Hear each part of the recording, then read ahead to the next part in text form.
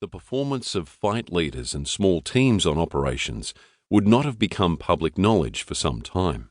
Reporting from the Kokoda Track in New Guinea in 1942 and from a rubber plantation at Long Tan in Vietnam in 1966, where the performance of a few Australian troops had strategic implications, was limited, censored, and delayed. But the media were there to broadcast live in Somalia. Reporting on the fate of Australians on patrol was instantaneous in the first weeks when the diggers were adjusting their attitudes to unfamiliar and dangerous operating environment and facing extreme provocation. The world looked over their shoulders. Corporals and diggers had to make split-second decisions to open or hold fire. Holding fire when provoked by punks constituted disciplined professional performance.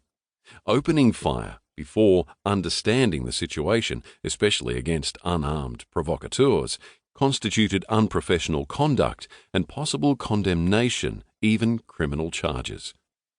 These young Australians carried the international reputation of Australia and its army on their shoulders. Their actions would either enhance that reputation or create controversy, negative publicity, and potentially international embarrassment and condemnation.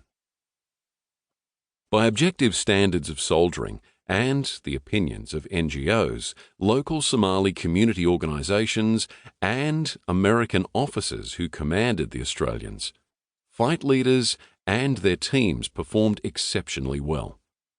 Somalia was an unhealthy, dangerous place with a culture and climate that sapped Western-trained combat forces' patience, tolerance, and energy. Frustrations were inviting brutal responses. Under Lieutenant Colonel David Hurley's quite thoughtful and decisive leadership, initial expectations of fighting as a combat force against warlord armies were set aside. He and his commanders insisted on an ethos based on a firm, fair, and friendly approach to ordinary Somalis, replacing the stern attitudes of combat units disengaged from the population in a military contest. After asserting a presence through rigorous patrolling and search and clear urban and rural operations, the Australians deterred a range of marauders from interfering with UN and NGO humanitarian activities, keeping expatriate staff safe, and killing and wounding several Somali shooters in surprise clashes. After adjusting their own attitudes to balance aggression and compassion, fight leaders and their diggers forcefully adjusted Somali attitudes, secured a stalemate, and then took control for the time they were in Somalia.